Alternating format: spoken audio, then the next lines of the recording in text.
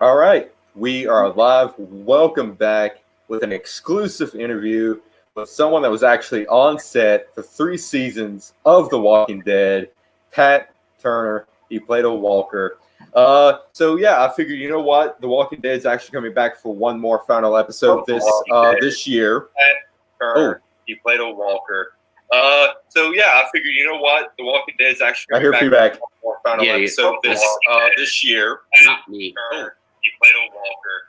I figured, you know what, The Walking Dead is actually coming back. Not me. That's weird. Okay, now it stopped. Okay, so maybe it might be good. I don't know. All right, Walker, Pat Turner. So with The Walking Dead coming back for one final episode this season because of the virus and everything that's happened. The final episode, I think, is coming back in October 8th. Week from tonight. October 4th. October 4th. Okay, so the season finale of season 10 of The Walking Dead is going to air. And we actually have some breaking news because season 11 is actually going to be the final season of The Walking Dead. So I think what they're going to do is they're going to extend season 10 out, like 10 more episodes, and then do season 11 and end that with season 11. From what I've heard, they're supposed to film 6 episodes, air them next year, then film season 11, which is going to be 24 episodes. Mm-hmm. So that's going to be a grand total of 31 episodes in total. Yeah. Upcoming. Nice. Yep. And then also with the movies that's supposed to come out too with Rick. Mm-hmm. And there is a planned Daryl and Carol spinoff in 2023. Oh, really? That's the first I've heard of that. That might actually be good. I might actually tune in for that. But 2022 is when the show is supposed to end. But there's still going to be the spin-offs. There's supposed to be an anthology series. There's Fear of the Walking Dead. There's this new Walking Dead series that's premiering next Sunday. World Beyond, I think it's called. Yeah. All right. So let's go ahead and get started with the interview. Who was actually on set for 3 seasons, season 6, 7, and 8. Am I correct? Yeah, that's correct. Can you guys hear me okay? Do you guys have Oh, yeah, we got you loud and clear. Okay, All good. right. So let's begin. How did you get picked and chosen to portray a Walker on The Walking Dead? What was the process like? Well, it's kind of that's kind of an interesting story, and I'll tell a quick version of it. I actually had a friend of mine who was on season 1 of The Walking Dead. Mm-hmm. And I remember them telling me about, they were going to be on this show and be a zombie on the show. And I remember I just kind of rolled my eyes at the time. I was like, a zombie show, that's stupid, And lo and behold, season 1 came out, and I watched it only because they were on the show, that they were a Walker on the show. And of course I was blown away. Like season 1 was like, it was like, oh my God, this is a great show. Mm-hmm. And so then I called him. I was like, hey man, you're on this show. That's actually a really good show. I thought it was going to be like, a cheesy, crappy show, but it was really good. And they were like, well, hey, if you want to be on the show, just go here, talk to this person. And at this time, they were starting to film season 2, and they were like, hey, go here, talk to this person. And so they kind of gave me a direct connection, and they were like, well, but bring a headshot. And when they said that, I was like, headshot, like, man, I don't want to go through all that, like I'm not trying to be an actor. I spent my career was in the entertainment industry up to that point was in music. I was a music performer in a lot of different bands that did a lot of really cool stuff, But so So when they said headshot, I was like, screw it. Like, I don't want to do all that. I don't want to, go get a headshot. And so I kind of blew that opportunity. And then I kicked myself for it later. One of my other friends was like, "Oh, how could you not do that, man? Like, it's a cool show. You like the show." And I was like, I don't know. I just didn't want to go get a headshot. So fast forward, season 2, season 3, season 4, season 5 goes by. And now, like, The Walking Dead's grown into this huge, biggest show on television, hands down, right? And I'm a fan. I'm right there at 9:00 on Sunday, every Sunday watching the show. It's like, at this point, it's my favorite show in television history, and I'm kicking myself for blowing that opportunity to be on the show, right? Like, that sucked. I was like, God, I could have been on the show. Like, that would be so cool. So lo and behold, season 6 comes around, and they start filming. They start filming The Walking Dead in, like, basically early May. So right around, May 1st is when they start filming the season, all the way through November. And sometime in April, I had been a part of, I had joined some casting sites on Facebook, some casting pages on Facebook, because I was a musician, and I thought, I actually started thinking, well, I could probably get some, gigs as a performer in, like, TV or movie. And I thought that actually could work out well for me. I'm a professional drummer, so I thought that. And one day I get this, it pops up in my feed, and I start reading it for a casting call. And it's like, we need small people, thin people, and all this different kind of stuff with long hair and blah, blah, blah, blah, blah. And I knew exactly what it was. It never said for The Walking Dead. It was just a description of what they needed. And, but I knew what it was. I knew it was for The Walking Dead. So I submitted, I went to, submitted my email and did everything they asked, and, provided them the information and the pictures they wanted, ironically enough, and boom, I got cast as a walker on The Walking Dead. Sure enough, I was right. It was a cast for The Walking Dead. And boom, I got cast. I got a date and a call time. And that's how I got cast. Nice. Now, is there like so you don't like, so they just saw the headshot and you was automatically cast, or do they call you in to do like what a walker does, make some noise, walk like a walker? They don't go through that process like they do a normal casting process?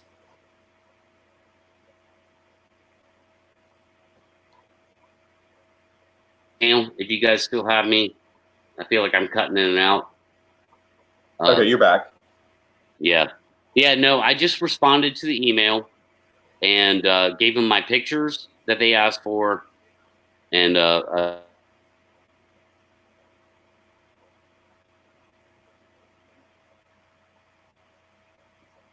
they gave me a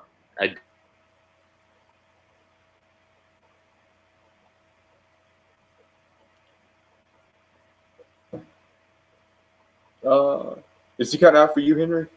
Yeah. Yeah. Okay. Yeah, you're cutting in and out a little bit. You got me now? Okay, you're good. Am I solid? Yeah. Yeah. So basically, when I responded to the email, they emailed me back with a date and a call time. That's it. I didn't have to go through any other process. Oh, wow. Yeah. All right. So you got the call. You're there. What's the makeup process like?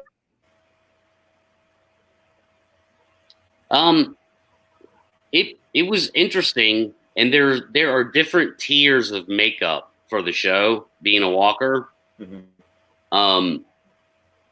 And my first day on set, I was actually cast somebody where you actually wear a mask, but the masks were good, and as a as somebody that wears a mask, you could be placed in almost any situation on the show. Like you could be placed in 90% of the situations on the show. So you could be extreme background, or you could be like foreground. So the makeup process was first they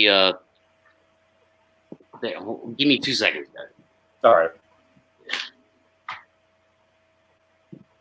The first thing they do is you take off your shirt, and they spray you down with a base coat, which is like a green, like a real light green base coat. And I'll never forget the smell. Like they put a smell into it so it's not so intrusive to you, and it smelled so good. It smelled like apples. Like it, wow. You know, yeah. To this day, whenever I smell like anything apple scented, it takes me right back to that first day on set. You know, and yeah. So it's a green coat. It just goes all over you, all the way down here and on your shoulders. You know, and they do it with like an airbrush kind of, situation. And then they'll darken your eyes, and then you might get some, you get a lot of blood here, blood and vomit, different, kind of things. Yeah. For here, on your neck, a lot on your neck. And then, like I said, they'll darken your eyes, so they'll airbrush around your lips and around your eyes. And I have a picture I'm going to bring up. You can share it if you want, of what it looks like. Let's see, 1, 2, 3. Yeah, just send that to me. I'll share it. Yeah, I'll try. I'm not sure how to pull it from the desktop. Wait, I'll have to pull it up first. But I do. I've got this picture. Hold on. Let's see if I can share it. And okay, there. Share. That's me on set with Greg Nicotero. If you can pull it up. Oh. Yeah. Oh, wait. There we go. There we go. Yeah, so that's me kind of in the middle right there. Right here? Yeah, like, just, like, right, yeah. Sort of long hair. Evil looking dude right there in the middle. Yep. Yeah, so that's me with the makeup on, and I just have my mask pulled up, over the top of my head, Now, which episode was this? Was this the very first episode that Greg Nicotero was directing? No, probably not. This would have been one of the episodes in No Way Out, because this picture was actually taken inside of Alexandria. Okay, yeah. Yeah. So yeah, it would have been one of the No Way Out episodes. Probably like when the zombies first, broke into Alexandria at very first. Yeah. And let's see, I'll go ahead and stop sharing that.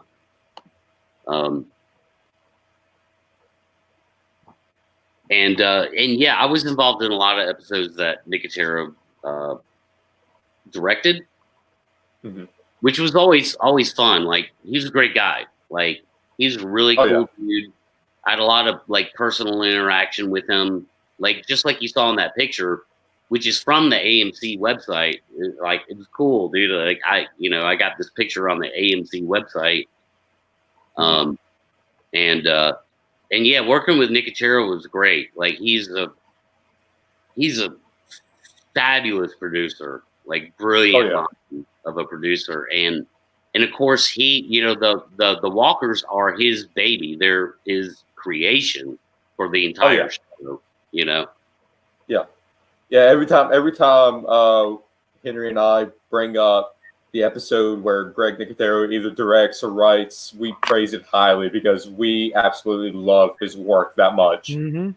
Yeah, absolutely. And let me tell you how cool it was to like work with him that close. I mean, you see in that picture, man, he's like in my face, and that happened more than once, Oh yeah, he seems like he's actually hands-on all the time.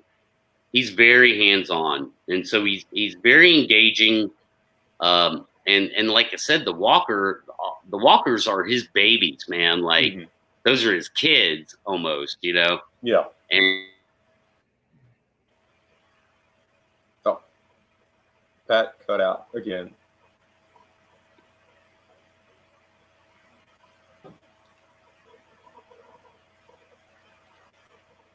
Some technical difficulty with Pat. Oh, you're back.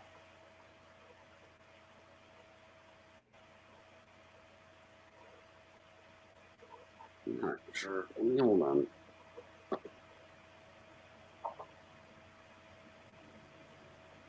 Okay, you're good.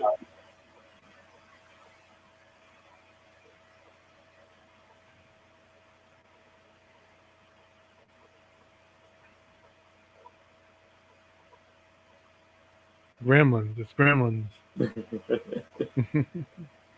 It's the walkers. It's AMC.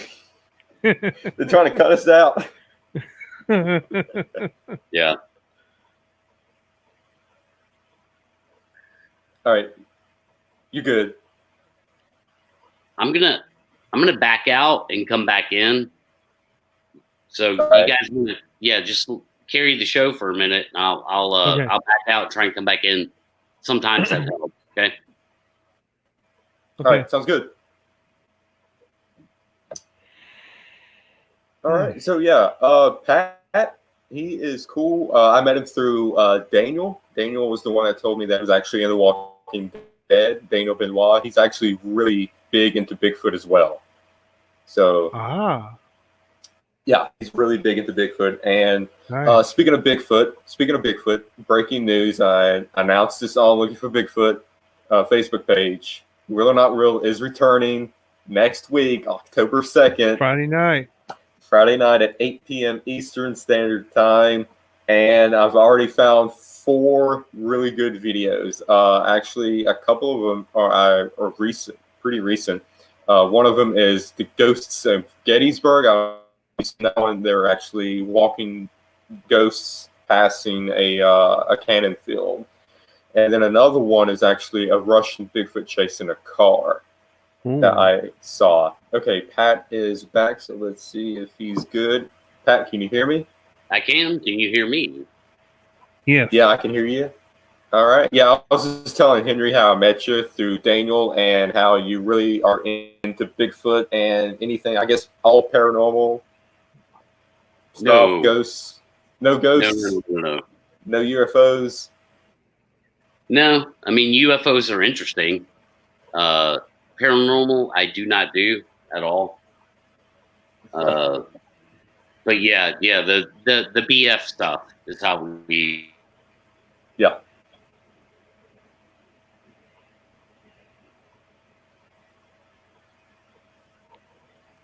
All right, so let's see. So you were in 3 seasons, season 6, 7, and 8. How many episodes were you in? Roughly, I just had to do a rough calculation of that in my head. Maybe a dozen. Oh wow! Yeah. So how's the callback process like? Okay, so you were in season 6. So how did they like? Oh hey, let's call Pat, and use this walker again. And for season 7 and 8, do they contact you? Do you contact them? What's that like? Well, basically, I think there's a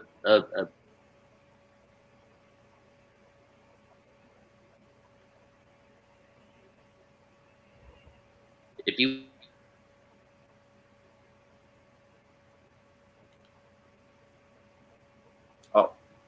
you're breaking up again if you can hear me. yeah. Can you hear me now?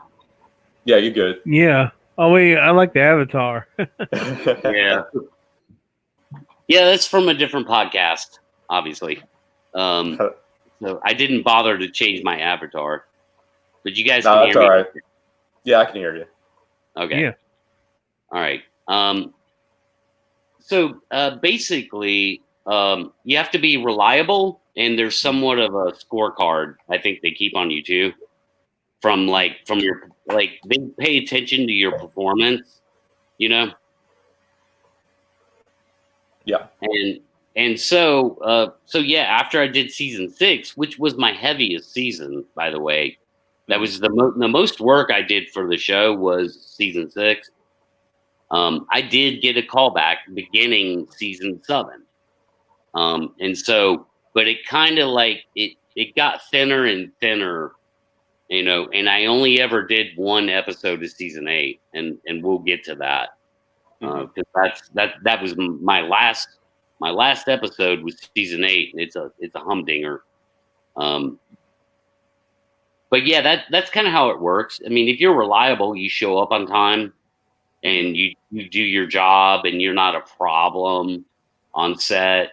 If you're not like the things you don't want to do on set is mess with the actors, mess with the principal cast, or try to talk to them, or just do stupid shit, smoke pot on set or whatever, So as long as you're not a problem and you do your job well, and the people who are watching, all the playbacks, if they see something they don't like in an actor, then they'll tell somebody, and that casting agent won't cast you on the show anymore. Yeah. So that's kind of how it works.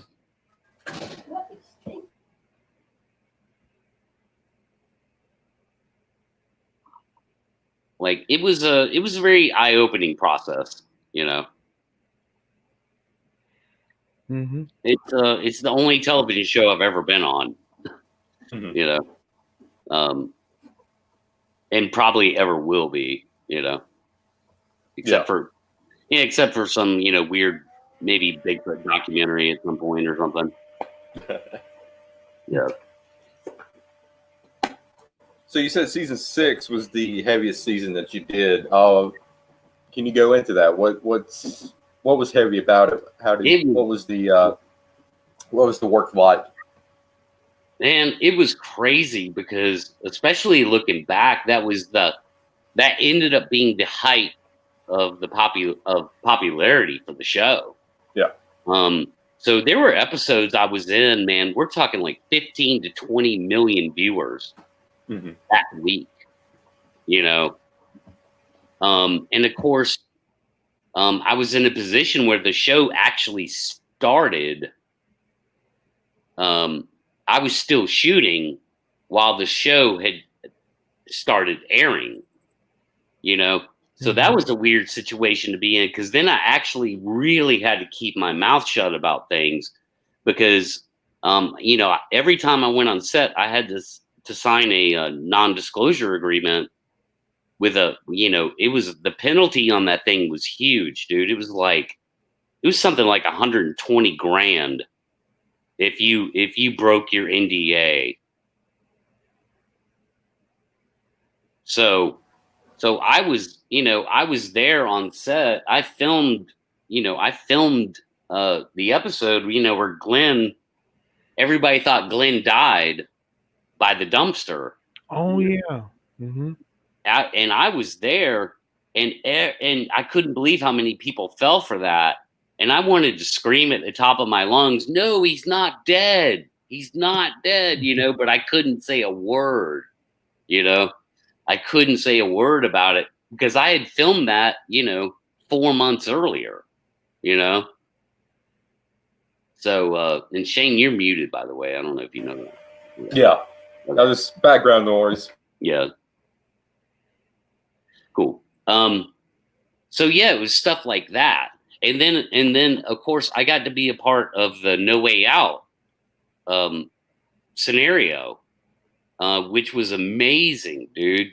That, you know, that I just happened to be in the show in the No Way Out storyline, which is all these, you know, all the walkers breach Alexandria, and you know, the survivors have to fight, you know, all those walkers. They're overwhelmed by them, but they have to fight them. And that was crazy thing to be a part of. Oh yeah. You couldn't ask for a better chapter of the Walking Dead story to be involved with than the No Way Out scenario. Yeah. You know?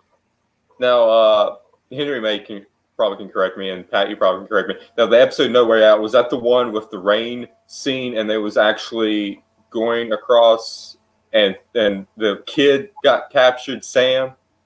Was that episode? Or was that a later episode? I'm not sure what you're talking about with the rain. It's just the No Way Out. Where they took the walker guts and put them on themselves, and they walked across the Alexandria. Yes. To escape. Yeah. Yeah. Okay. Yeah. And Sam got killed, and Sam and the other mom. His mom and his brother. Well, not his brother yet, because that was Negan that did that. Yeah, because Rick had to cut off her arm because she was holding on to Carl, and then the other brother shot Carl in the eye. Mm-hmm. Yeah, and then right, and then so they take Carl to the infirmary, and then Rick flips out, and then runs outside and starts fighting all the walkers, you know. And then they have a big fight, you know, that leads to the conclusion is, you know, the cavalry kind of arrives, and Daryl floods the pond with the diesel fuel, and then lights it on fire with the rocket propeller grenade.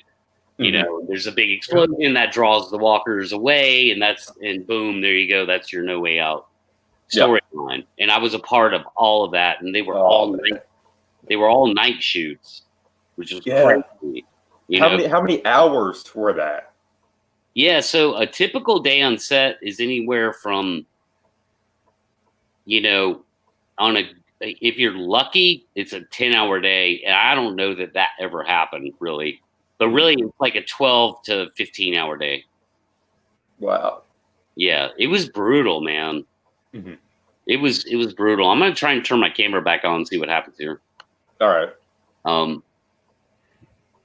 But it was brutal. Like, as fun as it was hard work, man.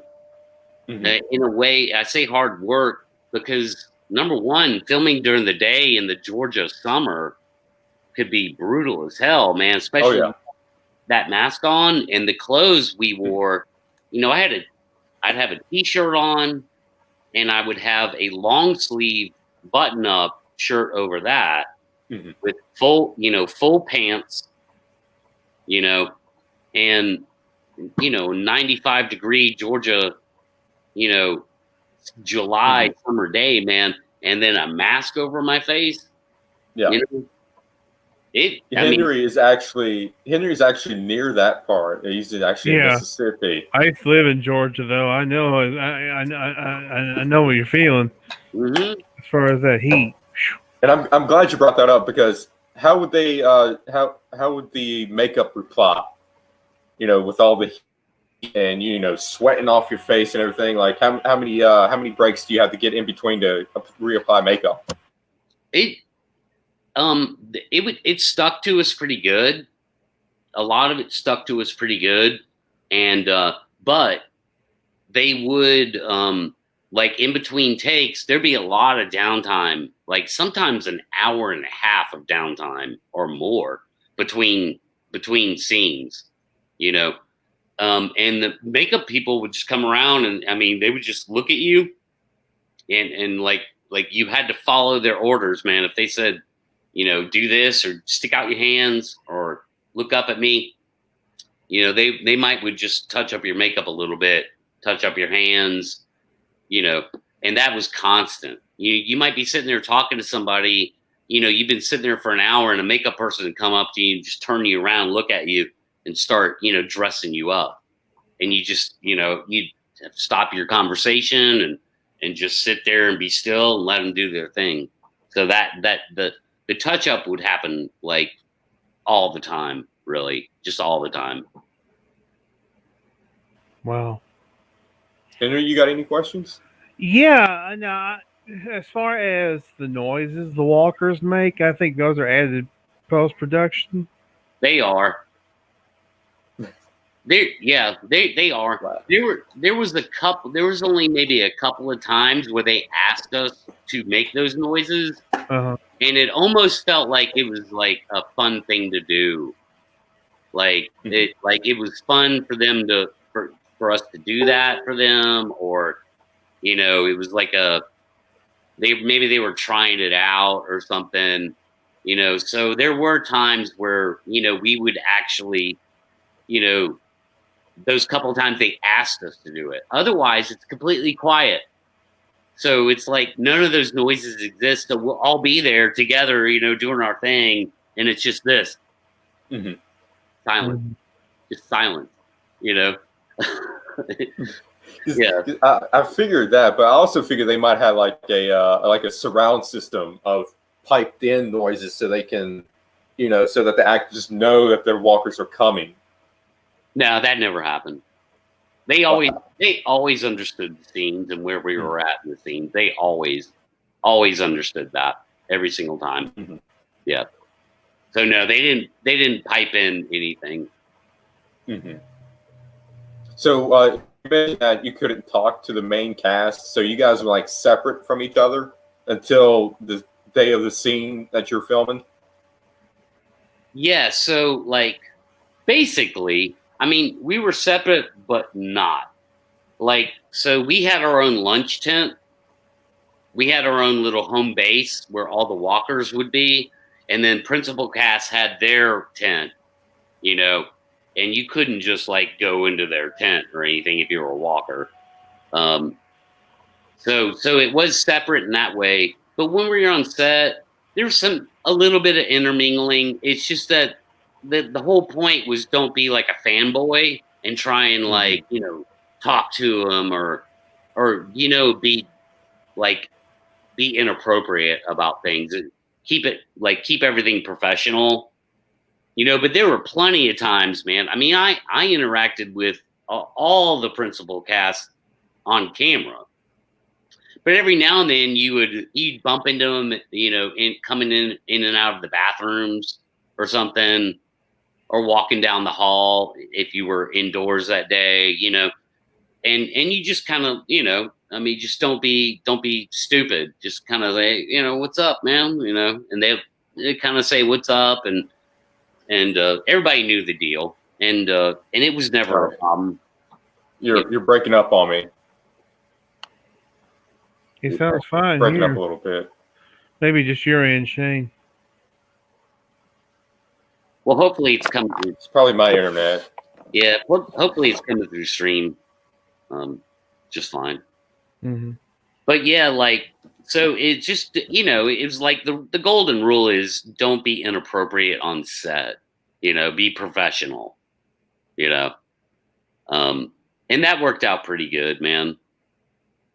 You know, like I remember that there was one time that Norman Reedus, he ran up to everybody and pulled out his cell phone in between takes, and he was like, "Hey, everybody, gather around," you know. And so he had like 50 walkers around him, and he got in the middle of everybody, and held up his phone and took a selfie, and that picture is still out there, like on his Twitter or something, So like he would do cool stuff like that every now and then. But for the most part, man, my interactions with the principal cast, so like Andrew Lincoln or Reedus or any of those people, they were, most of my interactions with them were on camera, being filmed, which was fun and weird and crazy, Like here you are, you're trying to like hunt down and attack this multi-million-dollar actor,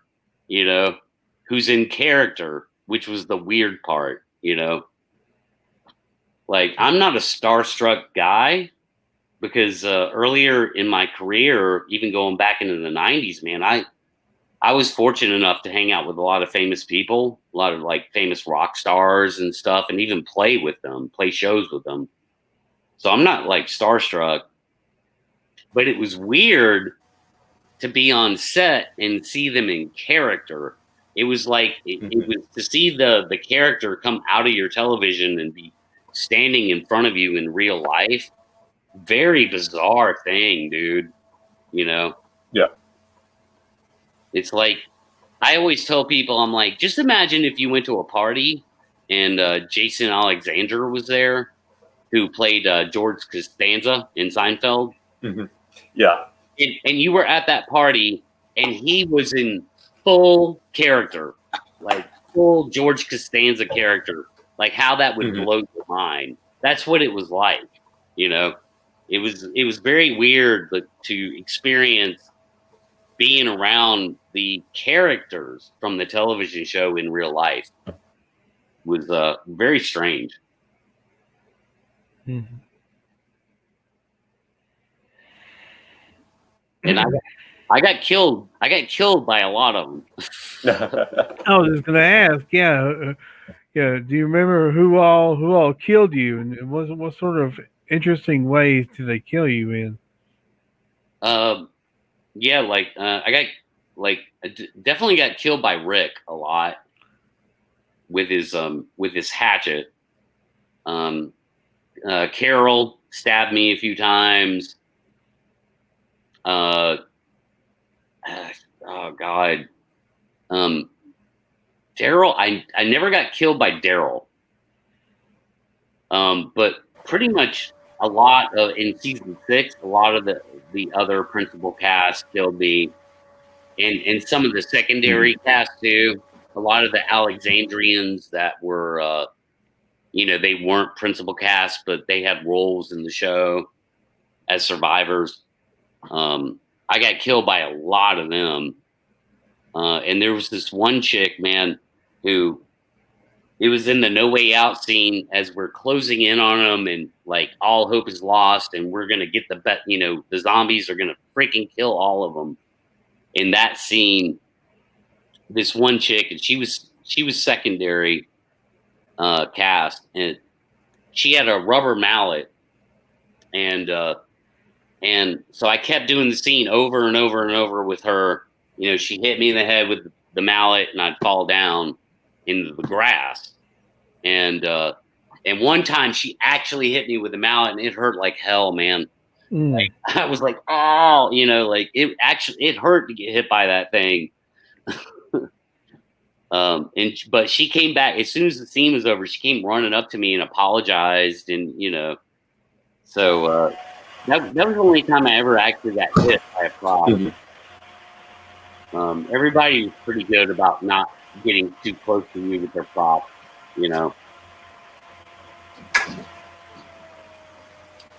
So, is there any episodes that if we will rewatch and we see you on there, will we know that it's you? Which episodes can we view? It's hard to tell, man, because of the makeup and the mask, and a lot of my scenes, a lot of my prevalent scenes in the show actually came from behind. So I could tell because of my hair at the time was real long,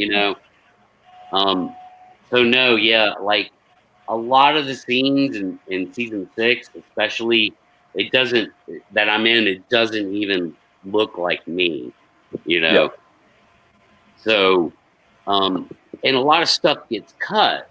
I couldn't believe the amount of material that got cut. Like really cool scenes that I was in that I thought were going to make it to air didn't, you know? Wow. How much do you think got cut out of season 6? Man, I mean, I would say that it's got to be like out of all the footage that we shot that I was involved in, only 10% of it made it to air. Maybe less. Maybe less. Wow. Yeah. Yeah, and that was real. That bummed me out, dude. I was like, I didn't think it was going to be. I bet. Yeah. Yeah. So do you get paid for that? How much did you get paid for being a walker? $1 million.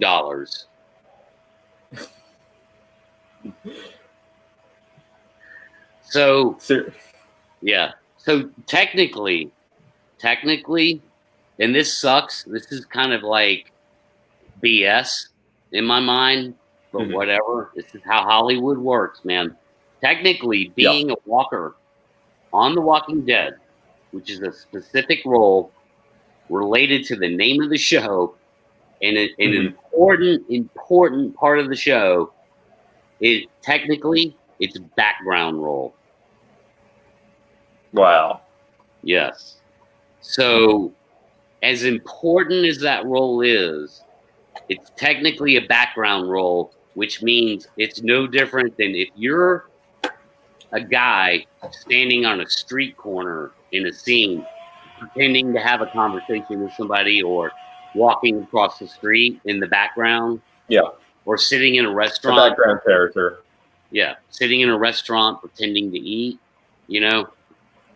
It's exactly that role, technically. Even though it's a character, it's a character role, you know? And we get way more screen time than any other background, you know, in Hollywood. Oh yeah. So it pays. I would lose money. Every time I went on the show, I lost money. Like I would have been making more money at my job that day than being on the show. Like way more money. So it pays $8.50 an hour for the first 8 hours, and then roughly $12 an hour for every hour after 8 hours. Yeah. Wow. Yep.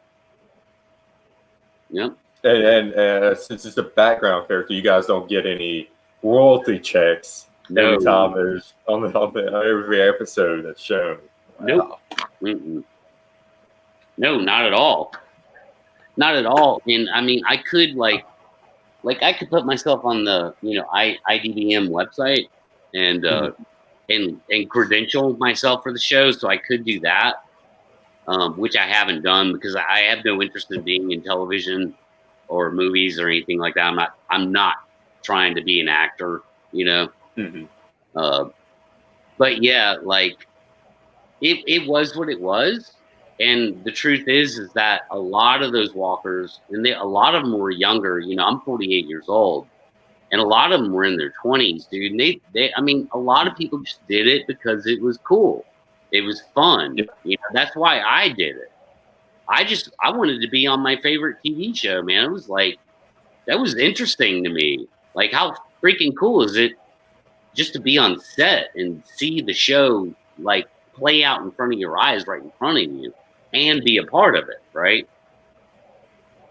So the money, they know that people will always want to be on the show and like in that capacity, and they don't have to shell out, you know, extra hundreds of thousands of dollars to fill that role, you know? Yeah. And of course now things have gotten, like the show finally did take a turn more towards CGI for the big scenes with a lot of walkers.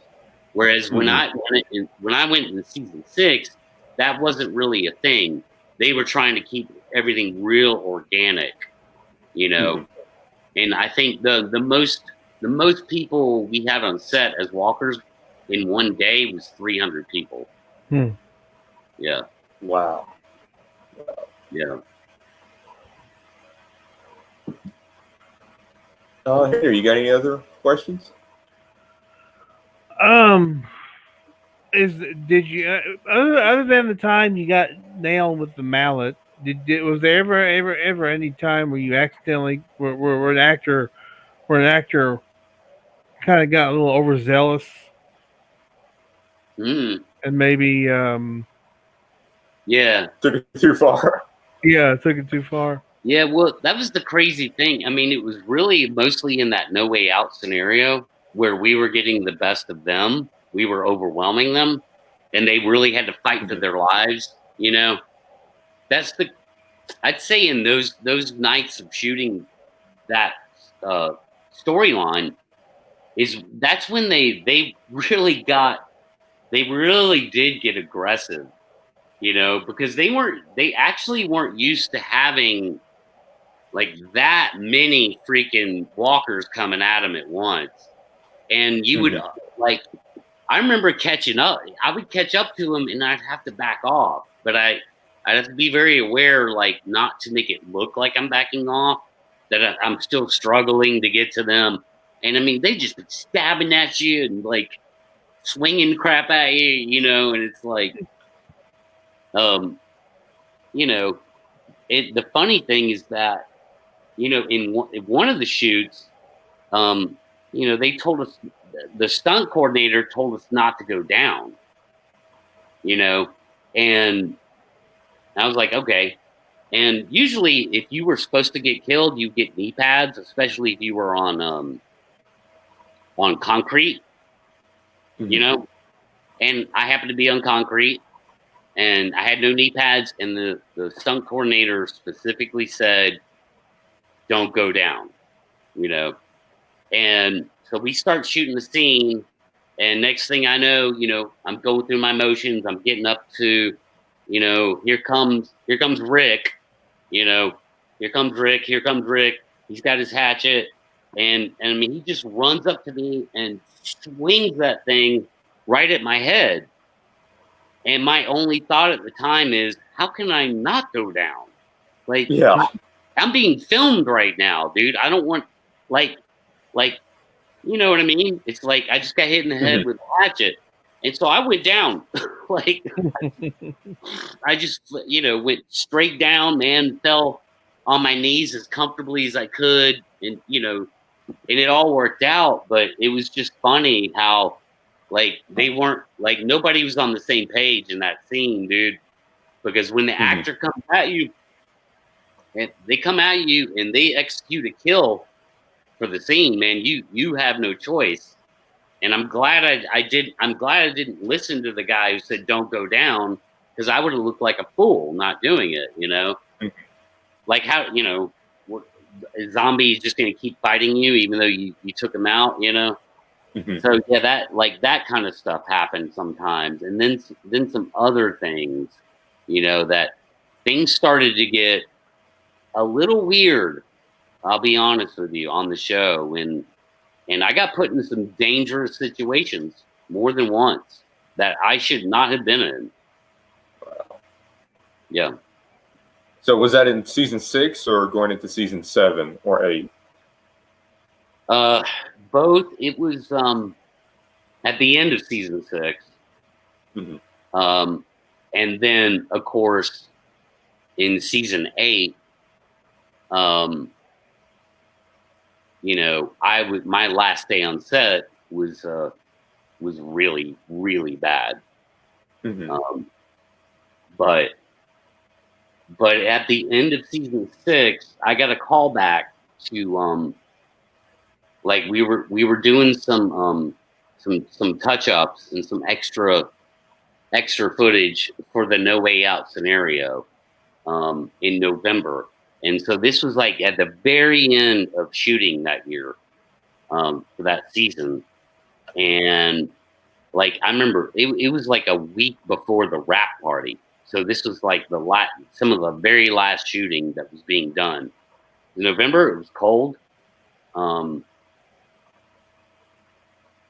And basically the scene was that at the end of No Way Out, when Daryl shoots the RPG into the lake, the little lake there, and blows it up, and that distracts all the walkers.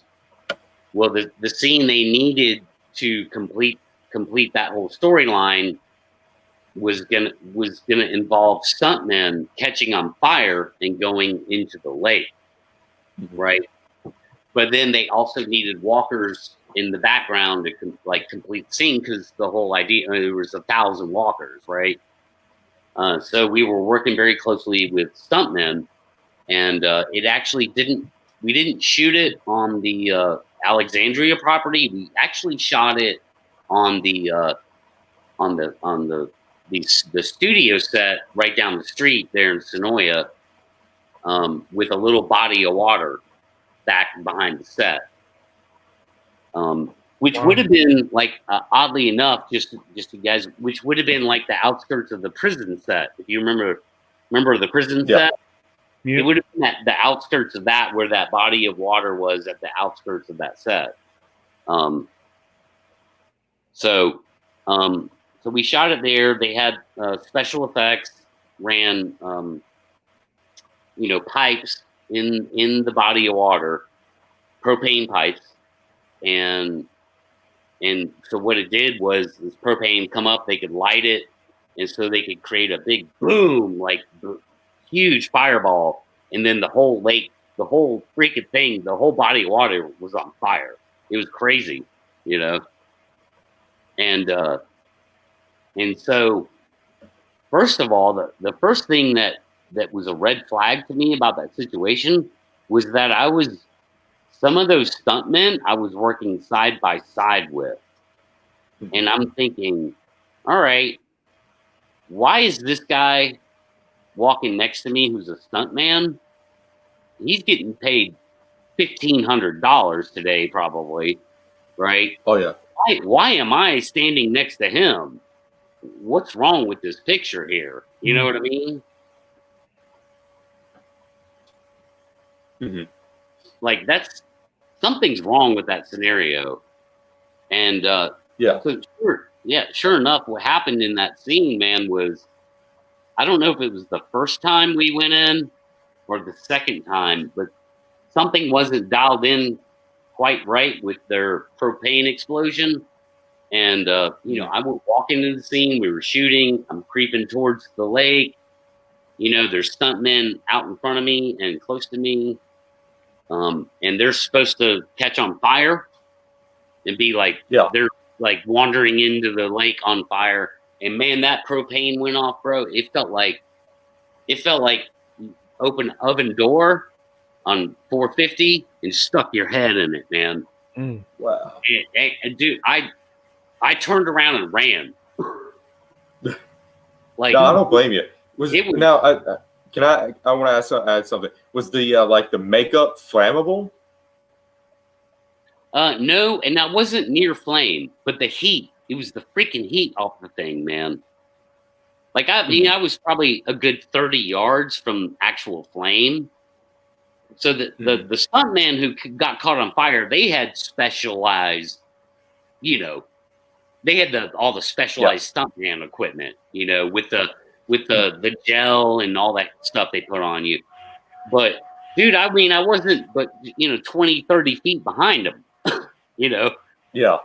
And so when that explosion happened, man, that heat hit my face, and it was strong enough heat to make you like I said, I turned around and ran.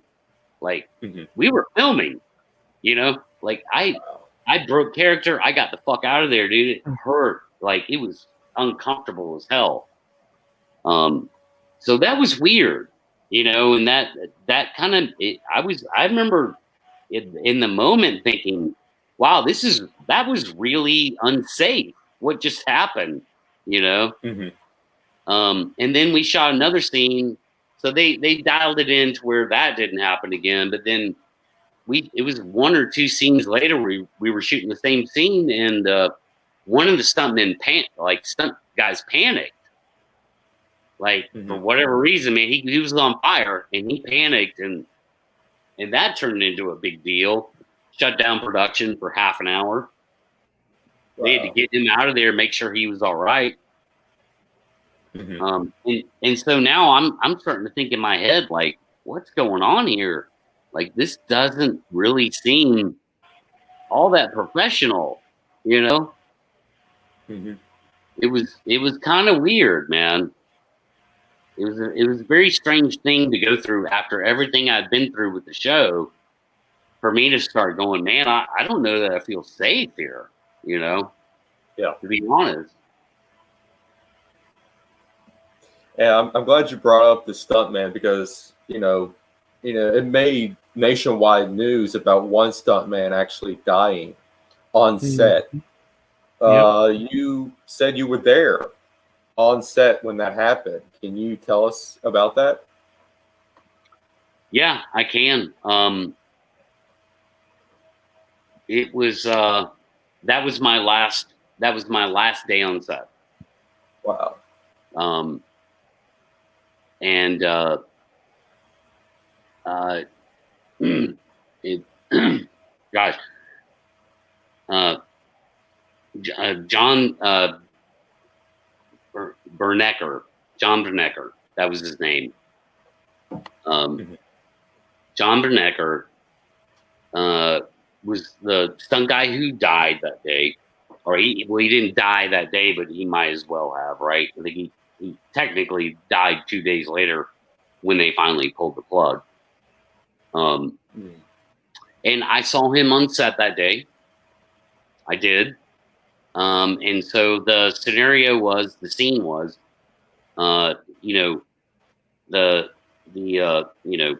Rick and his group had, threatened Negan at his compound. So we were at Negan's compound, and it kind of got the upper hand on them, and then unleashed a Walker herd onto the compound to sort of trap them. And so we were the Walker herd, and we were shooting those scenes, and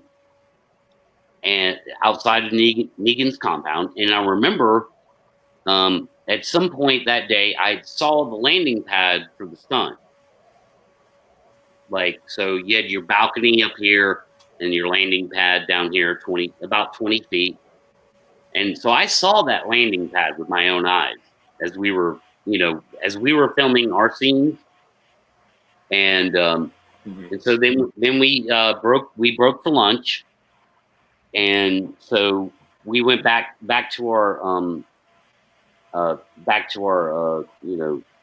our little home base there, right there on set, to go eat lunch, which was just maybe 150 feet away. And we were there having lunch. And so while we were having lunch, they were either rehearsing the scene where John was going to take that fall. So he was up on a balcony fighting, and he was, shooting his gun, and he gets shot and he falls off the balcony, They were either rehearsing it, but it looked to me, when I saw the footage, like on Wikipedia, it says rehearsing, but when I saw the footage, it didn't look like a rehearsal, because the sound effects were all there, and the smoke, there was a lot of smoke, and it looked like an actual take to me. So I think they were doing an actual take. And like all of a sudden, man, like I can hear people's walkie-talkies going off. There's like running down the alleyway, and then like this ATV comes flying through the alleyway, and things just started getting crazy, man. And everybody's like, what's going on? But like, I was like, well, what's really going on? I knew something was wrong, And so while we were taking lunch, they had either rehearsed or actually filmed that scene. And that's when he fell. It looked like a bad fall. Like you know, I don't know. I don't know what happened. I wasn't there. I've seen the footage, but he fell and just barely missed. Like his head missed the mat completely, and it was concrete, you know. And I remember seeing the mat, and all I'll say is this: it's like I remember looking at that thing, going, "That's not big enough." Wow. Yeah. And that's just my opinion. I'm not a stunt man. I'm not a stunt coordinator, you know. So I'm not giving any kind of expert opinion. It's just my instinctual opinion. When I looked at that thing on the ground and I looked up from where the fall was, I just remember thinking to myself, "Man, that doesn't look big enough," you know. Yeah. And I'm not saying that that's the case. It just, that's a thought that went through my head that kind of made it interesting to me that I had that thought that day before this happened. But basically, the whole set went nuts, man. Things were just going crazy. And I knew something was wrong. And then finally, word started kind of coming around to us that, you know, somebody got hurt. But when I knew it was over, is when the helicopter showed up about 20 minutes later, the medevac. Wow. So the medevac showed up and landed on set back in the field near where this happened, and then they transported him onto the medevac and took him to Atlanta Medical, I believe. And of course, he died. They pulled the plug on him like a couple of days later. I mean, he was toast, dude. He took full impact to the head from a 20-foot fall. Yeah. So it was sad, and that was my last day on set. So yeah. Wow. Henry, you got any other questions? None at the moment. I'm trying to think myself. Let's see. I'm thinking. Geez, I should have prepared ahead of time. It's all right. It was a very interesting experience, and it kind of blows my mind how, you know, things went from sort of start to finish. I could have never predicted that, you know. But in the beginning, man, it was very magical. It was very cool. You know, and again, I'm talking from somebody that it had a lot of experience in the, you know, entertainment industry. Again, like doing really, really cool things, but this was something like it was cool, but it was different, you know. So it was very magical and very fun. Like, I'm glad I got to do it. I'm glad I have those experiences. You know, I can always tell those stories and always watch those episodes and know that I was a part of that whole thing. Yeah. And yeah, it was just really cool and an amazing experience.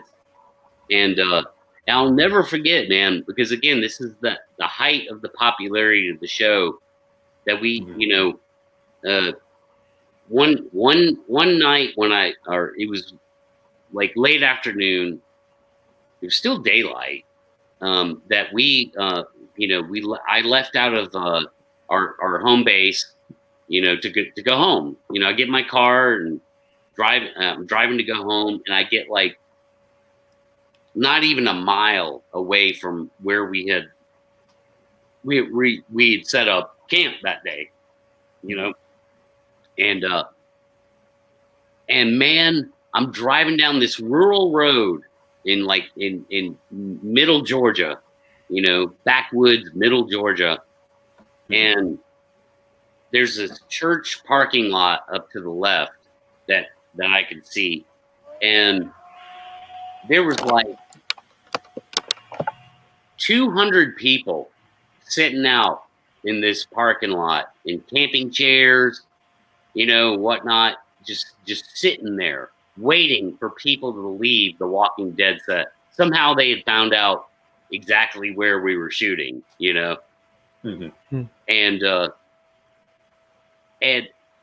I like all the cool things I've done in my life. I mean, I've played music in front of thousands of people. I've done all this cool stuff, but man, I just beat my horn and stuck my hand out the window and waved, and they went nuts. Like, I got a response from that, dude. Because I was like acknowledging them, and I mean, they don't know, like, I'm just a walker on the show, which they probably think that was cool, Yeah. But they're waiting for Andrew Lincoln to drive by and like maybe stop and sign out autographs or something. So they've been sitting all there all day, and so any kind of interaction they got from anybody from the show, like, totally jazzed them up, into like excitement. And I'll never forget, like, driving away from that, just that little interaction, going, holy cow, man. Like, that's one of the craziest things that ever happened to me in my life, dude. I've been around the block, that was just nuts. Yeah. Mm-hmm. Yeah, I'm glad you brought that up. Like, locations, they keep everything quiet and a secret. How do they send you the coordinates of where they're going to shoot, or do they pick you up and take you to the exact location? How does that work out? Yeah. So what you would do is you would show up they would set up a sort of a home base camp, like a tent encampment with all these different tents and stuff, and bathroom facilities and catering and all that. And so that would be sitting on a piece of property somewhere, that they paid somebody for to use. And you would just park your vehicle in the designated parking, and you get all your wardrobe and makeup and facilities, coffee, food, whatever, right? All right there in that encampment. And then these buses, they would come and pick us up, and they would shuttle us off, usually, to the location where filming was happening. Yeah, that's usually the way that went. That's cool. Yeah. Mm-hmm. And those would be closed facilities. So we might be on a road somewhere, just walking down a road, like, 100 of us walking down the road, and the road would be closed, and they'd have all their production set up to film that sequence, and yeah, that's pretty much the way it worked, usually. Yeah. Now, is there I've heard about the Walker School. Did you have to go through that? No. Mm-mm. Oh, really? Yeah. Yeah, I mean, that was something that Nicotero started earlier on in the show. And then by the time I had gotten there, he was still doing it. But what he was doing at that time was he was sort of picking, he would use that Walker School to pick, like, what he thought was sort of the best of the best. And those people would get, like, a lot of camera time, or they would be decked out in the full prosthetics, what they call hero makeup. And so, yeah. And then eventually, I think even the next season, he didn't even do that anymore, because they had such a pool of walkers at that point. He didn't have to recruit anybody through that mechanism anymore, and so those people were just locked in at that point, sort of like I was locked in again. Like, I did more episodes on other seasons, but yeah, the people from the Walker School, man, the ones that got handpicked from that whole thing were, like, they got real good camera time, like, they're the kind of people that could show up at a convention with, like, pictures and, like, autograph them and stuff, Wow. things like that. Yeah. Now, were there chances that you could have went to, say, on the spinoff series, like they picked you, hey, you know what, we want you on Fear the Walking Dead or the other spinoff series. Was that like a moment for you to do that? No, because they don't shoot them in Atlanta. They Okay. shoot, yeah, they shoot Fear, in a different location. Like Fear started in L.A. actually, and then moved to Texas and Mexico, then Texas. So I live in Georgia. Yeah. So there was never any chance of me being on a spinoff at all. Unless I was auditioned as a proper actor for a principal cast episode. You know what I mean? Yeah. Or a principal cast role. Yeah. But yeah, the Walker, no.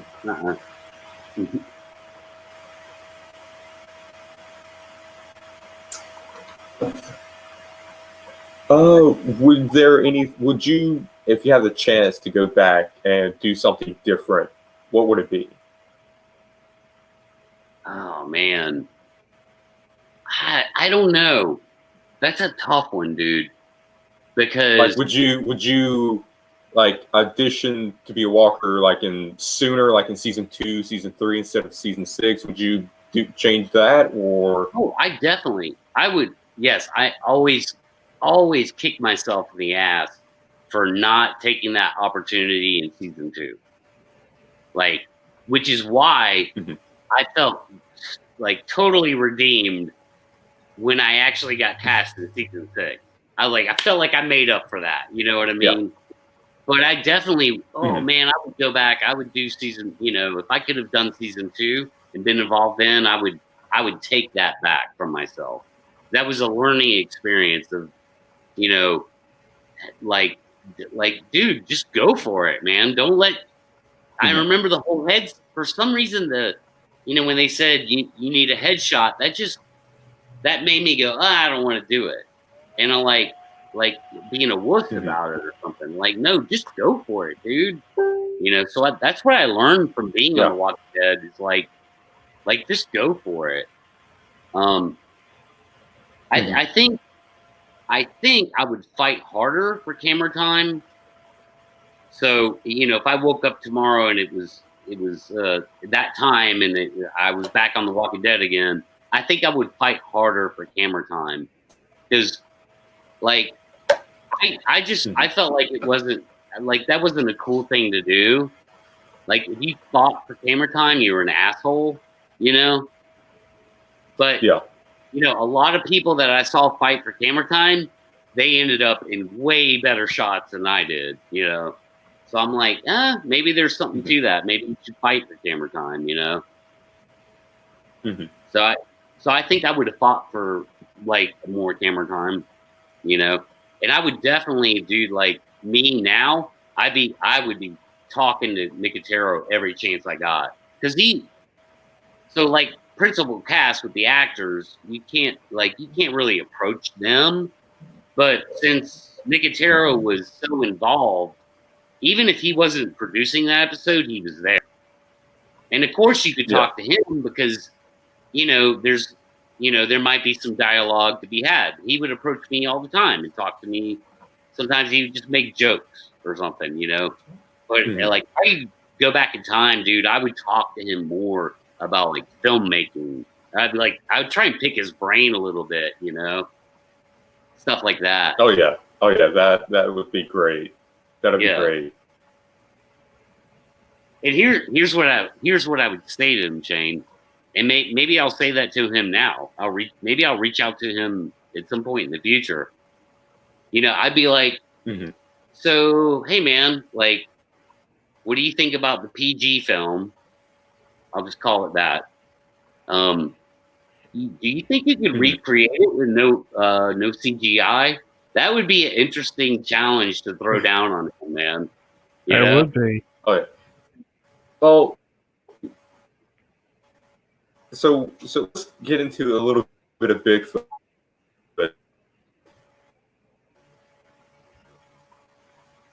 Okay, am I back? Yeah, you're back. Yeah. Okay, great. Yeah, so my question is we I know you through the Bigfoot world. Was there anybody on set that believed in Bigfoot or was interested in the subject of Bigfoot? I have no idea. I never ever brought that up, not once. Yeah. I made, Okay. yeah, I mean, I made very casual friendships with people on set, you know, and you know, we would talk about things going on set a lot, you know. So yeah, Mm-hmm. I never even went there, which I really don't do in my public life anyway, unless I think there's a reason to, right? You know. Mm-hmm. But yeah, so that never happened. But how interesting it would be that, man, if I could just get 15 minutes of Greg Nicotero's time and talk to him about the PG film and challenge him, like actually challenge him to recreate that Oh yeah. with no CGI, Yeah. you know, I bet he would Dude, be interested. I've never met Craig, That challenge. but I think he would take that challenge. I think he would take that challenge. Mm-hmm. Here's the thing: who's going to pay for it? You know, Yeah. what I mean. It's going to cost money, one way or another. Yeah. But I'm dying to have that conversation with him. So, I probably will reach out to him at some point, you know, just because I say reach out to him because I've only got one card in my back pocket, which is, hey man, I was one of your walkers, you know? So I think that's enough to get his attention to read the rest of the freaking email, you know? So, so if I was also go ahead. No, you go ahead. Oh yeah, because what I was going to ask is that was there any connections that you made while filming The Walking Dead? Is there anybody that you actually keep in touch with? Like it may not be Greg Nicotero or Andrew Leakin or anybody of that high caliber, but maybe like another walker or another background character or something that you can call up and say, hey man, you want to grab a beer sometime and hang out? Yeah, there's other walkers I could reach out to that I befriended on set. You know, so if I wanted to, I could hit them up on Facebook or whatever and say, hey, you want to hang out, whatever. Like say, grab a beer, talk about the good old days where we almost got them. We almost got them. That that one episode. Like yeah, like just a handful of people from the show. But like as far as anybody else, no, I never. It's a weird world, man. The TV world it's very strange. Like it's like I don't want to bash on it, but man, it is real arrogant. It's an arrogant freaking world, dude. Yeah, I think it kind of turned me off, like the arrogance. Well, how were you treated on set? Like a kid? Was it like a kid? Yeah. Wow. And so you may not understand what I'm saying when I say that, but that's how it felt. And here I am, back then, a 40-something-year-old adult man, and I got this 25-year-old handler telling me what to do. Telling me where to go, telling me where not to go, telling me, like, handling me almost. And it was weird because it made me feel like a kid,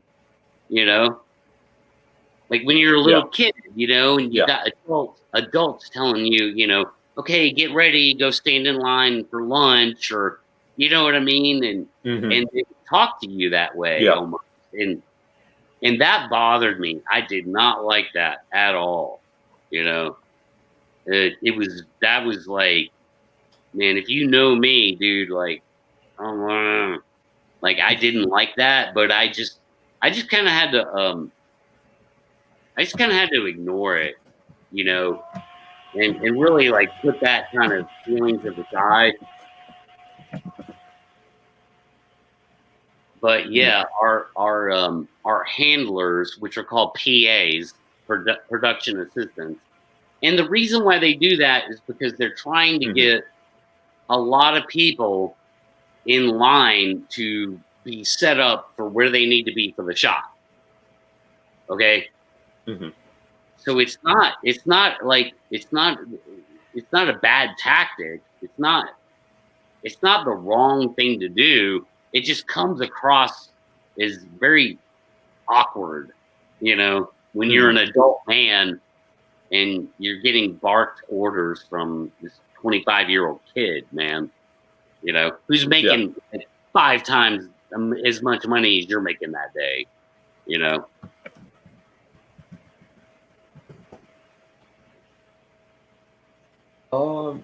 Has there been any instances where you're like arguing with the PA or going off on the PA? No, I never rocked the boat, man. Never. I knew that I was smart enough to know, man, it's like, you don't rock the boat. You just go with the flow, you know. You don't talk shit to them. You do not argue with them. You know, you just go with the flow, you know, and you get to be a part of the show, and it's all fun and cool and good, you know. So yeah, I never ever caused trouble on the show. What about like after filming, like when you go back to the walker tent, have you talk with some of the other walkers, be like, oh man, this dude's like a real asshole. Oh yeah, something like that. Oh yeah, dude. The walkers would talk. Yes, walkers would talk shit with each other about the PAs. You know, sometimes. yeah, that would happen. But not after filming, dude. Like after a 14-hour day, dude, nobody cared anything but to get the hell out of there. Yeah. I mean, yeah, it was like, I mean, it was weird, dude. It was like holy shit, like this is what it feels like. I remember this feeling. It was when the school bell rang. You know, you know what I mean? It's like, man, dude, people would rush to get the hell out of it. I mean, they'd be stripping off their wardrobe and everything, man, trying to wash off the makeup, which we had to do by ourselves. You know, we had to wash off our own makeup because they would not allow you to leave set with your makeup on. Yeah. Like that was a no-no. So they would not give you your voucher for your paycheck until you had no more makeup on you, you know? Wow. How hard was it to take the makeup off? It was a slightly difficult, a little bit time consuming. So what took the makeup off was shaving cream, oddly enough. So they would lay out all these bottles of shaving cream. So you just put shaving cream in your hands and just... Yep. And rub it all over you. And so they would lay out all these bottles of shaving cream, but the problem is that everybody's fighting over trying to get to the shaving cream quicker than the other person, you know, and you had to keep reapplying it. Like you needed more than just one handful, you know, and then there would be jugs of like water coolers. And so then you have to take a rag and get some water out of the water cooler and like scrub it too. You know what I mean? And so people were constantly fighting over the water coolers and the shaving cream because, like I said, everybody wanted to get the hell out of there. been there for 14 hours, man. It's time to go, right? Mm-hmm. But the funny thing about that, dude, is that it was 100% co-ed, right? Mm-hmm. So this cleaning station was 100% co-ed, and you would literally you'd have guys and girls all together. These girls would have shaving cream all over their face and neck, and they wouldn't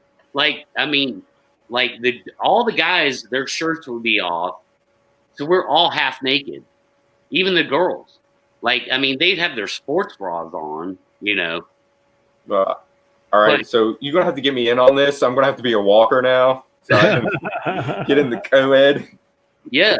So you have all these guys and girls all together in one place, literally half naked, trying to get all this makeup and stuff off their face, like soaking wet, like it was a very bizarre sight and experience, but everybody was cool about it. Nobody was like, there was no weirdness to it, there was no awkwardness to it at all. Mm-hmm. It wasn't that big of a deal. All the guys would have their shirts off, and all the women would have their, they'd be in sports bras or something, so it wasn't like inappropriate. Mm-hmm. It was really strange phenomenon happening at the end of every single shoot we did. That's exactly how it went down every time. Mm-hmm. Yeah. Yeah. Another question I asked was all the walkers. Did they got along pretty well, or was there some kind of drama maybe in between all of them, or was that none there? No, we all got along really well. Again, the only drama you really ever have would be if people were fighting over camera time, too much, mm-hmm. then you might get a beef here and there with that. There was only one asshole that I remember out of all my experience. There was only one walker who was being an asshole, who I just didn't care for, So yeah, man, no, we all got along. I mean, it was for the most part a very friendly situation because, dude, here's the thing. So when you show up on set, they take your phone. You can't have your phone. So you're kind of thrown back into decades. Like all of a sudden you're a person without your phone, and so you really had nothing to do on set, but to get to know people, talk to people, and you know what I mean? Like if you were waiting 2 hours for the next scene to start, what else are you gonna do? Like stand there with your, just like, no, you're gonna get to know people, So all we had to do is talk to each other, It's like that's the only thing to keep us from being bored out of our minds, Unless so you could bring a book, so if you wanted to sit there and read a book, you could do that. But other than that, man, all you could do is just sit there and get to know people, and so it was all good. Like there really weren't that many bad people on set. It was pretty pleasant. Yeah, that's good. We got a comment in the chat room. The Soul Man Sasquatch asked, "How were the actors? Did you talk to any of them? One of them in particular, Michonne. Did you interact with Michonne at all?" Yeah, a little bit, but again, it was always in the scene, So my interactions with her were in scene. So her swinging a freaking sword at my head, Yeah, I had very little interactions with the principal cast, off when we weren't shooting. There was a couple of times I'd bump into them, either coming in and out of the restroom or just walking down a hallway for whatever reason. Like they're there, and you just kind of acknowledge, like you just like walking down the street, kind of like, hey, what's up? I'm here. You're cool. And that was pretty much it, man. There was never any. There's never any like, hey, let's get to know you kind of situations, man. It wasn't like that. I mean, if you're not part of the speaking cast yourself, you're not really going to get those interactions. And it was always a rule not to approach them and try and force that kind of stuff.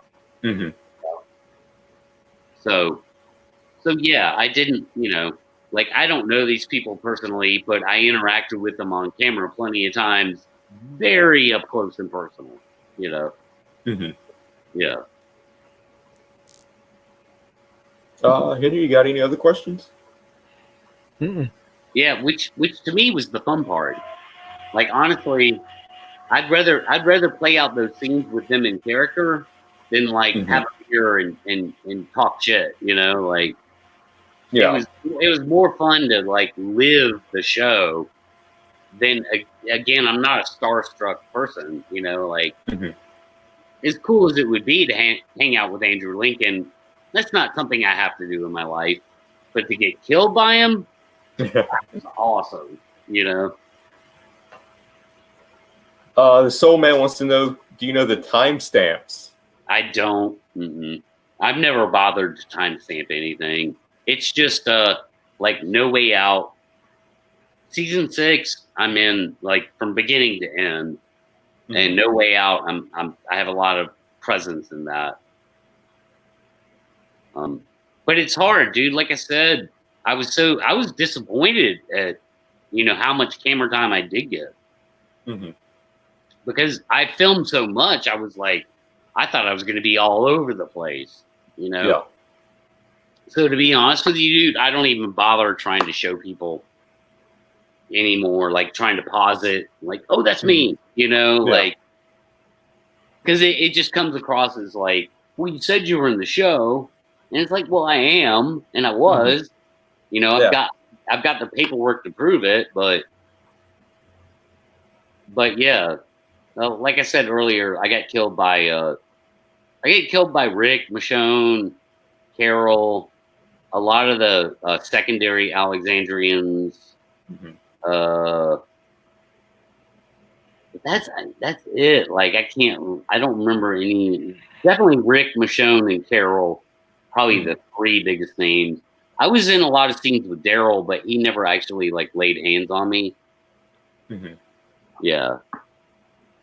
So when they filmed the kill scenes with like Andrew Lincoln swinging the thing, do they say, okay, do they tell Andrew Lincoln, okay, just go out there and just start swinging, and whoever you hit, and then is it like that, or is it detailed to which walker that he hits? Usually that would all be very, very well pre-planned and detailed. The problem was with the No Way Out storyline is that there was so much going on. It was a different situation for them. And that's why when I told you the story about how, like, they told me not to go down, yet Andrew Lincoln gets in my face and puts me down, that was confusion. That was the actor doing what they thought they needed to do in the scene. But normally, the scenes will be much more controlled. And you'd have a very specialized walker that gets killed in that scene. It'd be an up-close thing, get the knife or the arrow to the head or the knife to the head, and they're in full prosthetics. That's usually the case. It's just so funny that I happened to be there in this kind of chaotic, no one knew what was going on. Nobody knew how to, like, actually deal with the situation of having all these walkers around the actors. And it was very chaotic. Like, obviously I had to fall on the concrete, man, without knee pads. You know. How many times did you have to do that? Was it one take, or is it multiple takes? Wow, a dozen times. Yeah. Yep. Did when they said cut, did Andrew Lincoln ever came to you and say, "Hey man, sorry I hit you that hard," or anything like that? Yeah. Yeah. He said a couple of times he and I had that moment. But he didn't actually hit me. You know what I mean? So it's one of those things that they'll swing, they'll swing way off your face. Yeah. Because the camera angle's back here, so it looks like they're hitting you. But Andrew Lincoln was really good about swinging way off your face, but making it look like he just ripped right through your head. But yeah, there was a couple of times, man, that once I was down, and of course I had to lay there. I had to lay there on the ground until the scene's over. Yeah. You can't move. You almost try not to breathe. You don't want to screw up the scene. And then cut, reset, whatever. And he'd come back and and give you a little, hey, that was a good one, whatever. Just a little acknowledgement, You're like, did you receive any advice from anybody? Not really. No, I learned on the fly. I had a decent idea of what it took to be a walker. I mean, it's not rocket science. And being a fan of the show, you know what the walkers look like anyway. So you just kind of try and emulate that in your own way. Put your own kind of personality into that. And so that's I didn't have to learn. Nobody had to teach me anything, man. I learned everything on the fly, and I'm a perceptive person, so it all kind of came to me naturally and fit into my artistic person who I am. I'm an artist, man. You know, so it came very naturally, I would say. Henry, you got any questions? Any final questions? No, this has been a great show. I've enjoyed this. Yeah, absolutely. I think I got two other questions. One question is, what advice would you give someone that wants to pursue a career like you did? It depends on what you mean, like me. If you live in an area where movies and television is being shot within 100 miles of you, it's not hard to get a background role. It's actually not that hard. You just have to sign up to the right casting. So casting agencies. So you just want to go online and look for casting agencies in your area.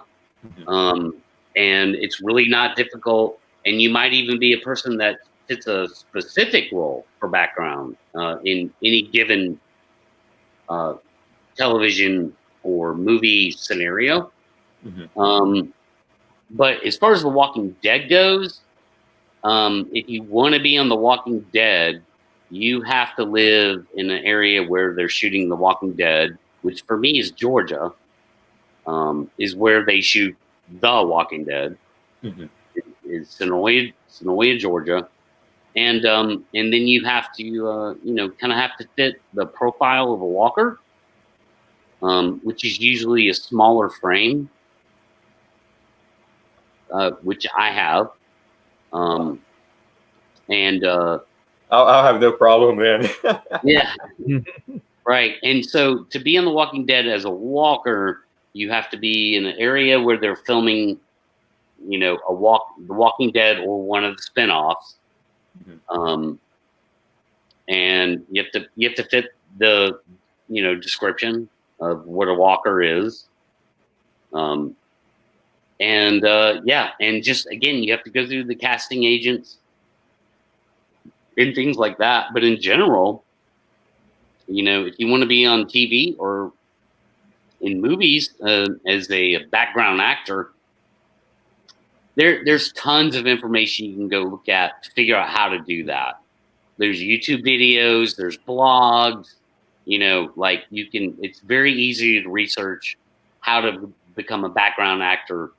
And it's easy to get into that side of entertainment. Very easy. So where can the people find you? Do you have a Twitter, Facebook, YouTube? Yeah, all the above. But yeah, I'm on Facebook, Pat Turner, and I have several YouTube channels, like for different things that I do in my life, Mm-hmm. But yeah, as far as The Walking Dead goes, I mean, like that's it. I have nothing established at all for The Walking Dead. Which is why it's cool. Thanks for having me on, man. No problem at all. I rarely get a chance to tell any of these stories, which I only got to about half of them tonight. Oh yeah, we'll definitely have you back. Yeah. Yeah. So yeah, man. I'm on the social medias, but I have no dedicated presence when it relates to The Walking Dead online at all. Mm-hmm. Do you do any YouTube stuff? Any webcasts, podcasts? Yeah, of course. I do the BF podcast, and I have a YouTube channel for I'm a professional drone pilot. I do videography and production and cinematography, mostly aerial. So I have a YouTube channel called Linear Aerial that I post some of my work on there. Also on Facebook, Linear Aerial. And yeah, that's about it. I mean, just with between the aerial stuff and the BF stuff, I do podcasts in the Bigfoot world and all that stuff. So cool. Yeah, that's about it, man. That's my presence online. Yeah, I'll just give me those links, and what I'll do is I'll put them in the description below, and people can subscribe and add you on Facebook and Twitter and everything. Yeah, man. Awesome. I mean, this has been really informative. We've actually had another celebrity, I guess you can say, on before. Jesus Payne Jr. He played Gonzo in Breaking Bad. I'm not sure if you remember Tuco's henchman. He was the big dude. I'm not sure. Have you seen Breaking Bad? Mm-hmm. Yeah. Okay. Yeah. So he was in season 2 of Breaking Bad, and he was Tuco's henchman, and he's also a Bigfoot researcher. He does his own Bigfoot research in New Mexico. Okay. Oh, that's kind of interesting. Yeah. So maybe one night we'll have Jesus back on and you, and that'd be just freaking epic. Walking Dead and Breaking Bad in the same universe. Yeah. Yeah, man. But we'll fight. It's Gonzo versus a Walker. Who will win? Sounds like a big guy. Maybe I should keep my mouth shut. I don't know. All right. Yeah, cool, man. Yeah, definitely. Yeah, we'll definitely have you back. Because if you got more stories, then we'll definitely have you back on really soon. Yeah, I do. I touched on a lot of the pillars of my experience, like good and bad, and turns out there was some bad, I honestly didn't ever expect that to happen, or that I'd ever be involved in a situation where a stuntman died just 100 feet away from me, Yeah. So yeah, man. But it was a great experience. So I'm glad I did it. I'm glad I got to experience that. It's learned a lot from it. So. Would you consider going back? And since season 11 is going to be the final season, would you ever consider going back and maybe do one final run with that season with The Walking Dead? I would. I would. But at this point, because I've been out of the loop for so long, I mean, I'd have to reach out to the casting director and personally, and and just ask for a position. Honestly, I'd rather, like, if I had my choice and all that, dude, I'd rather play a survivor role, even if it was like a non-speaking role. Like if I had my choice, I'd love to go back to the show as a survivor and not a walker. They get killed by the walker. Maybe, sure. Like, yeah, why not, man? But make a full circle. It would. You're right. That totally, yeah, that makes sense. And yeah, like, what a way to go out. So yeah, I mean, like, I don't ever think about trying to go back on the show anymore. To be honest with you, it's kind of a pain in the butt. I live in a different area of the state than I used to when I was on the show. So it's about 100 miles for me to travel to Sonoya, Georgia for a 6:30 a.m. call time.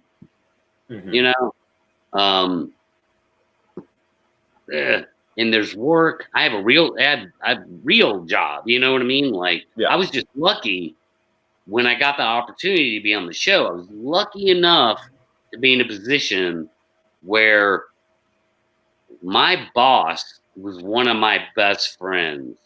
And I went to him and said, dude, I've got opportunity of a lifetime. It means a lot to me. I could be on the show. And he let me go be on the show whenever they called me. Nice. Wow. That is awesome.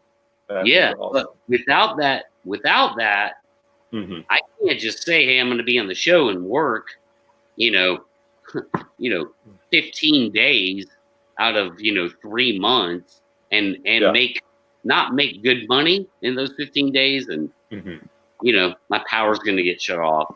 I can't pay my rent and that kind of money, man, So I have a real job. And so to balance a real job with trying to be on a television show whenever they call you. And by the way, it would be like 2 days notice. Hey, we need you on this day, and I'm not in that position anymore. I'm not in a position where I work under one of my best friends. It's not like that. So, but yeah, sure. I'd be on the show again. Why not? At least once, Exactly. Yeah. All right. So yeah, I think it's going to do it for us tonight. So all right. So let's break this down. So the Webcasting Dead will be back next week, Friday the 9th, to talk about the final episode of season 10 that's going to air this coming Sunday, next Sunday. Yeah. So and you're welcome to be on it. I don't know if you still watch the show. Do you still watch the show? Yeah. All right, yeah. You're welcome to come on and discuss the show and talk a little bit more about your experience on The Walking Dead. So on the other channel that I have, the Finding Looking for Bigfoot channel, Real or Not Real is returning for the month of October. And Pat, you're more than welcome to come on that. Basically what we do is we look at Bigfoot videos, paranormal videos, and we judge the authenticity of those videos. We give our opinion on those videos, if it's real or not real. Sounds like fun. That's right up my alley. Yeah. So basically, that's going to be this coming Friday, October 2nd, at 8 p.m. Eastern Standard Time. I've got 4 videos in the can. One of them is a Bigfoot video. It's in Russia, and it's actually chasing a car in Russia. I don't know if any of you seen the video or not, but if not, what I'll do is I'll send the videos beforehand, and you guys can watch them and give your thoughts and opinions on that. Yeah, man. Sounds good. All right. So yeah, that's going to do it for us tonight.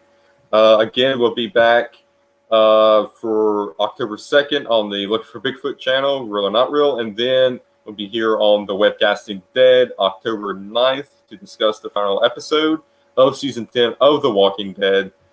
On that note, good night, everybody. We'll see you here in a couple of days. All right.